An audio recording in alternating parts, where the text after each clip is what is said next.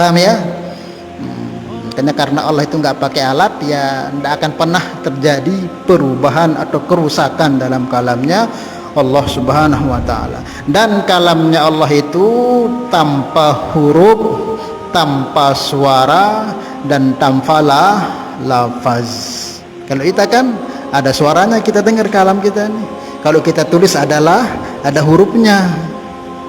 Kalau kita lafadzkan ada lafadznya. Itu kalam kita. Nah, Allah itu enggak. Kalamnya tanpa huruf, tanpa suara, tanpa lafaz. Paham ya? Nah, makanya Al-Qur'an ini, Al-Qur'an yang kita sebut sebagai kalamullah. Kalau yang kalam yang sebelum dipindah ke Lauhil Mahfuz, yang masih ada pada zat diri Allah, itu disebut kalam nafsi, kalam zati. Dia itu bukan makhluk, itu nggak boleh kita katakan makhluk. Tapi kalam yang sudah dipindahkan ke Lauhil Mahfuz itu sudah, atau yang telah diletakkan oleh Allah di Lauhil Mahfuz, atau yang telah ditulis oleh kolam. Dalam Al-Quran Allah berfirman, Nun wal qalami wama yasturun. Selagi masih pada diri zat Allah, itu bukan makhluk. Itu bukan makhluk. Dia bukan makhluk. Tetapi ketika Allah perintahkan kolam, Nun wal qalami wama yasturun, kolam itu tulis oleh Allah. Nah, ketika ditulis oleh kolam itu, nah itu sudah bukan lagi hakiki. Itu namanya kalamnya madlul.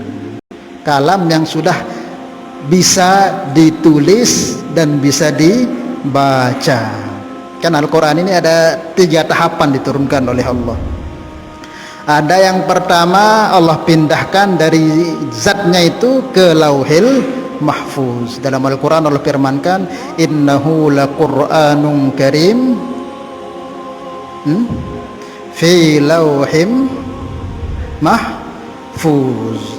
Nah, ketika Allah perintahkan kolam tulis, dalilnya dalam Al-Quran, Nun wal qalami wama yasturun, langsung kolam bergerak menulis. Nah, ketika ditulis kolam berbentuk huruf dan bisa dibaca, nah itu sudah namanya kalam madlul. Dalam artian itu sudah bukan lagi dikatakan bukan makhluk, tapi itu sudah makhluk, apalagi sudah bisa diletakkan di Lauhil Mahfuz. Ini tahapan pertama. Jadi tahapan pertama Al-Quran itu dipindahkan dari zat diri Allah ke Lauhil Mahfuz. Nah, ketika di Lauhil Mahfuz itu sudah ada tempatnya di sana, nah itu makhluk sudah. Paham ya? Kemudian nanti ke tahapan yang kedua, dari Lauhil Mahfuz diturunkan ke Sama'id Dunya namanya, atau langit dunia, langit pertama, atau mawaqi'in nujum disebut para ulama. Fala uqsimu bimawaqi'in nujum, tempatnya apa namanya, bintang-bintang, langit ketujuh maksudnya, bukan pertama, langit ketujuh, mawaqi'in nujum. Nah, itu diambil oleh Jibril, diturunkan selama sebanyak 1 bungkul itu, dari Al-Fatihah sampai An-Nas, dibawa Jibril, diletakkan di langit yang ke Sama'id Dunya, langit yang paling dekat dengan dunia. Langit yang mana berarti? Pertama atau yang ketujuh? Pertama.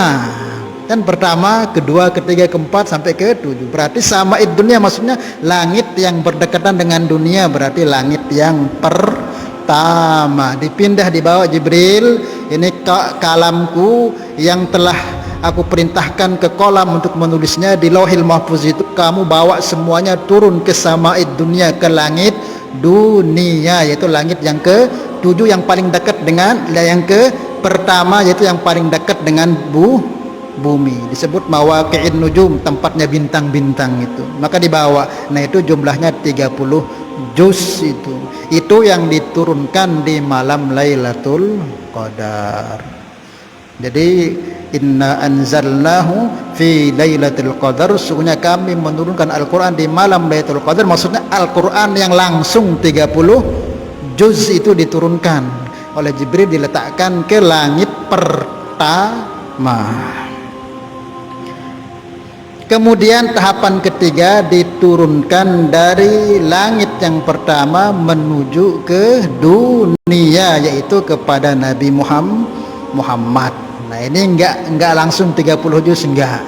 Ikutnya menurut keadaan, bertahap-tahap, tadrijian namanya, menurut keadaan, turun sedikit-sedikit. Nah pertama turun itu surat Al-Alaq, jatuhnya ketika perang Badar. Berapa perang Badar, tanggal berapa? Hah? Tanggal berapa? 17 tanggal perang Badar 17 Ramadan.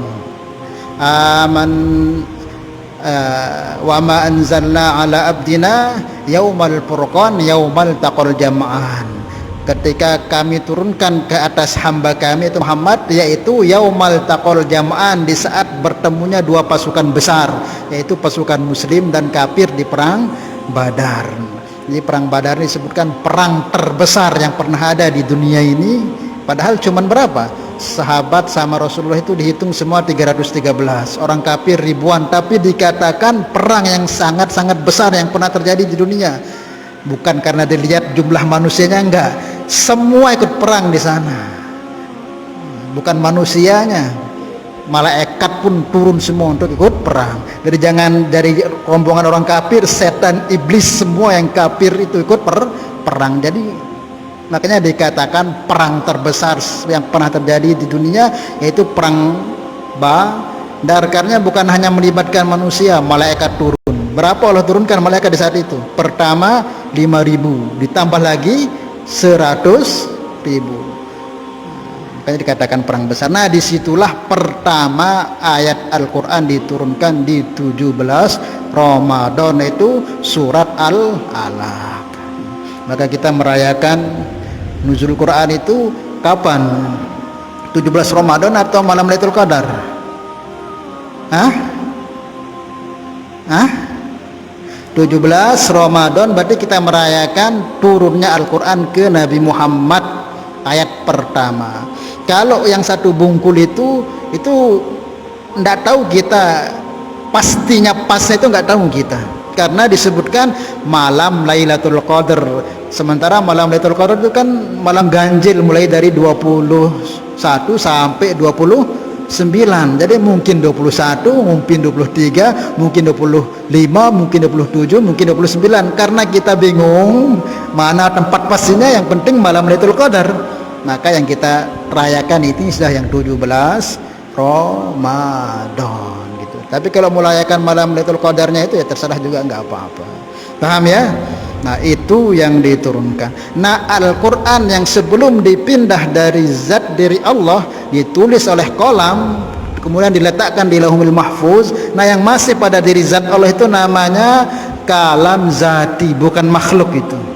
Tapi sekarang kalam yang sudah dipindah, apalagi sudah diletakkan di langit dunia, apalagi sumpah sampai Nabi Muhammad, apalagi sudah ditulis kayak begini-gini, ini semua dikatakan makhluk. Kenapa? Karena sudah bisa dibaca, sudah ada tulisannya, sudah ada lafaznya, maka itu disebut makhluk. Tapi kalau kalam yang masih hakiki, yang belum dipindah itu, nah itu namanya bukan makhluk, dia nempel pada diri zat Allah.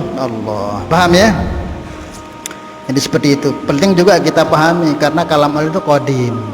Qadimnya apa maksudnya? Seperti itu, udah kurang lebih penjelasannya. Kemudian mungkin kita perlu memahami juga, ketika kolam itu diperintah oleh Allah Subhanahu wa taala, apakah kolam itu mendengar apa yang dikatakan oleh Allah kepada kolam itu? Apakah dia dengar enggak? Kalau didengar berarti kan juga makhluk. Kalam Allah itu enggak berlapat, enggak bersuara. Terus bagaimana kolam itu bisa Nah ini juga menjadi pemahaman supaya kita enggak salah paham. Kalau kolam itu mendengar berarti kan bersuara, berarti sudah kalam makhluk itu. Makanya ulama bagi contoh ini untuk mudah pemahaman. Jadi ada kalam-kalam itu yang enggak bersuara tapi kita paham. Banyak enggak? Banyak. Termasuk kita bicara dengan diri kita sendiri nih. Misal tadi ada ibu-ibu ngobrol di situ kan. Contoh nih ibu-ibu ya, yang maaf. ngobrol ibu-ibu, maka langsung saya berkata dengan isi hati saya, kok kenapa ibu-ibu itu ribut, padahal tidak ada suaranya tuh kan, nggak ada lapanya, tapi berbicara kita dengan hati kita. Ini contoh saja, tapi jangan kita samakan dengan kalam yang Allah kalamkan kepada kolam itu. Ada kalam memang nggak ada suara, nggak ada lapat, tapi kita paham ini maksudnya. Kan tiang itu bercakap tadi dengan hati tiang ini, maka baru ibu-ibu ribut, tapi tiang bercakap dengan tiang punya hati. Sebagaimana juga ulama contohkan misal ini, sebagaimana pahamnya kaki kita terhadap perintah hati. Misal niki contohnya, tiba-tiba niki ada anak kecil mau lewat di jalan raya itu, sementara ada mobil mau lewat, maka langsung hati kita ini berkata tapi nggak bersuara, nggak berlapat kepada kaki, otomatis kaki paham, langsung kita lari kejar. Nah, sebagaimana pahamnya kaki ini oleh perintah hati, walaupun nggak ada lafadznya, nggak ada anunya, tapi paham langsung kaki tanpa perlu waktu banyak, langsung kaki melangkah selamatkan itu anak. Jadi perintah hati ke kaki ini nggak ada lafadznya, nggak ada suara. Termasuk ketika kita bedak misalnya, kita bedak ini, tiang bedak misalnya, bedak ini haus, tiang haus ini pengajian, otomatis tangan ini atas perintah daripada hati langsung ambil gelas minum, langsung refleks paham apa yang di hati ini. Nah, begitu juga kolam itu, dia nggak mendengar apa kata Allah, tapi ketika Allah perintahkan langsung dia tulis. Maknanya ada kalam yang tamfala. Ini jangan kita samakan tapi dengan kalam ini, contoh supaya mudah kita nggak seperti itu juga, cuman ini supaya kita jangan menolak adanya kalam tanpa lafaz, tanpa suara, tanpa huruf. Itu contohnya tadi, kalam kita dengan hati kita, atau pahamnya kaki dengan perintah hati, ataupun tangan dengan perintah hati ketika kita haus gitu, langsung otomatis. Pahamin maksudnya ya? Paham lagi? Nah, makanya itu yang agak suruh fokus supaya kita mudah paham gitu. Ya seperti itu dah contohnya, cuman jangan sampai kita samakan, nggak boleh. Ini